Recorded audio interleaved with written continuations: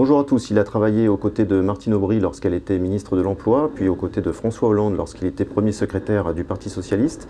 Depuis 2012, il est député de Seine-et-Marne. Il est également vice-président du groupe socialiste à l'Assemblée et depuis quelques jours, le porte-parole du Parti socialiste. Bonjour Olivier Faure. Bonjour.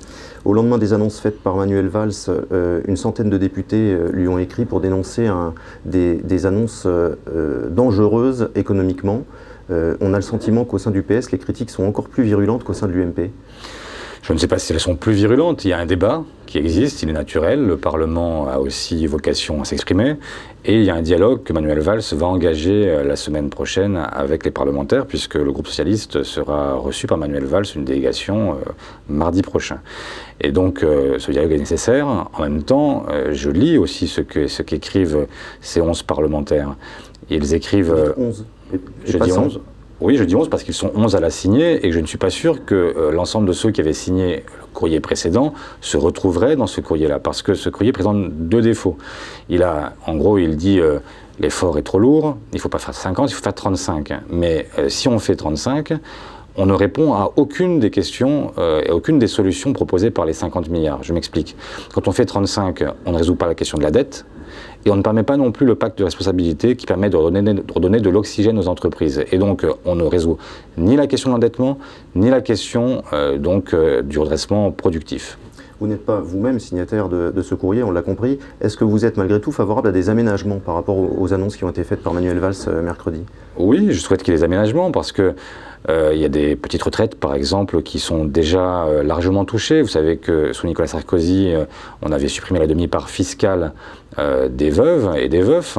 Ça a déjà eu un impact important pour les petites retraites. Il faut maintenant reconsidérer cette question-là. Et puis, nous avons adopté en janvier 2013 un plan pauvreté qui permettait de revaloriser sur l'ensemble du quinquennat le RSA. Et donc, le décalage qui est proposé se met en contradiction par rapport à ce qui avait été adopté précédemment. Et donc nous souhaitons que sur le RSA, le coup de pouce ait lieu et que sur les petites retraites, un effort complémentaire soit réalisé. En tout cas, ça tangue sévèrement au sein du PS en ce moment. Et c'est vrai qu'entre les positions d'une Marie-Noëlle Lienemann, par exemple, et la position d'un Manuel Valls, on a du mal à imaginer que tout ce groupe parlementaire puisse continuer à travailler ensemble. Est-ce qu'il y a aujourd'hui un risque d'éclatement au sein du PS ? Moi, je ne le crois pas parce que je pense que chacun d'entre ceux qui auront à voter se rappellera de la situation du pays. Et quelle est cette situation? C'est celle d'un endettement massif. Et qu'est-ce qu'on fait quand on a un pays qui est endetté, comme une famille qui serait endettée?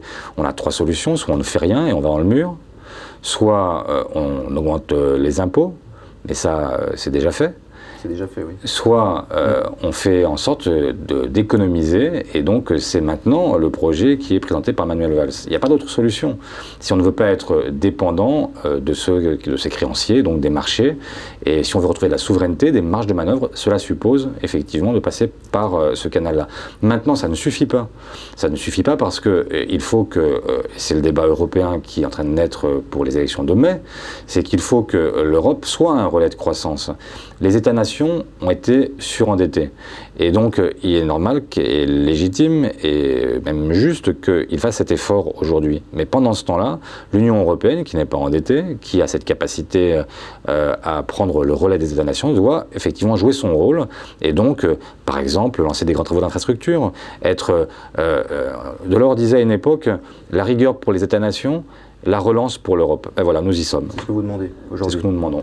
Quelle est la ligne majoritaire aujourd'hui au sein du PS? C'est celle des députés signataires ou celle de Manuel Valls? La ligne majoritaire, c'est celle qui soutient le gouvernement, parce que nous savons que l'effort à produire est difficile, mais nous savons aussi que c'est la condition du redressement.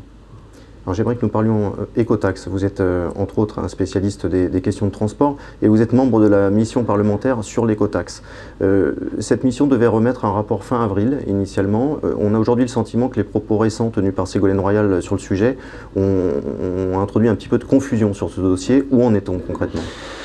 Pas de la confusion, mais c'est vrai que nous travaillons jusqu'ici dans une certaine optique, gauche et droite confondues, et Ségolène Royal a fait de nouvelles propositions qui supposent d'être écoutées, et donc nous voulons l'auditionner préalablement avant de rendre nos conclusions pour pouvoir en quelque sorte agir en connaissance de cause. Parce que la feuille de route initiale, c'était des aménagements au dispositif de l'écotaxe. Ce qu'on comprend dans les propos de Ségolène Royal, c'est qu'une remise à plat, voire un abandon pur et simple de l'écotaxe est envisagée.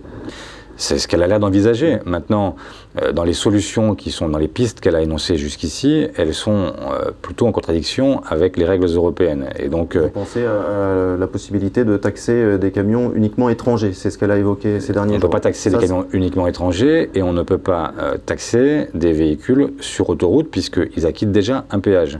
Et donc il y a la directive Eurovignette qui l'interdit. Maintenant, j'imagine qu'elle a dans ses cartons un certain nombre de pistes et de réflexions qu'elle doit partager avec nous. Et s'il est possible de trouver un système qui convienne à tout le monde, parce que nous avons une écotaxe qui avait été votée par l'ensemble des parlementaires gauche et droite confondus sous Jean-Louis Borloo, eh bien, il faut arriver maintenant à trouver une solution qui puisse aussi permettre à chacun de prendre ses responsabilités et plutôt en cohérence les uns avec les autres. S'il était décidé d'abandonner l'écotaxe, on évoque un montant de 700-800 millions d'euros de dédits à payer à la société Ecomove, qui est cette société chargée de gérer ces fameux portiques. C'est le montant que vous, confirmez? Oui, 800 millions. Et dans le contexte budgétaire actuel, c'est imaginable ça? Très difficilement. Il faudrait qu'on ait des recettes qui proviennent d'où je ne sais pas, mais enfin qui permettent d'éviter ce dédit de 800 millions, effectivement. L'écotaxe, c'est un sujet, en fait, pour l'année 2014, à 2 milliards, parce qu'il y a à la fois les 800 millions de dédits dont vous venez de parler, si nous ne remplissons pas nos conditions, enfin si nous laissons tomber le contrat, et puis c'est 1,1 milliard de recettes attendues qui ne viendront pas pour alimenter le budget de l'agence qui gère les infrastructures de transport. Et donc c'est un très gros sujet qui nous fait prendre du retard. Les contrats de plan État-région en matière de transport sont impactés, sont retardés pour ces raisons-là, et c'est vrai que c'est un vrai souci, parce que ce sont, cette écotaxe qui ne rentre pas, c'est des RER, des TER, des autobus, des routes qui ne sont pas rénovées, et c'est une difficulté à laquelle ne peuvent qu'être sensibles toutes celles et ceux qui, chaque jour, empruntent les transports du quotidien. Donc il faut agir vite. Il faut agir vite, oui. Merci beaucoup, Olivier Faure. À bientôt. Merci.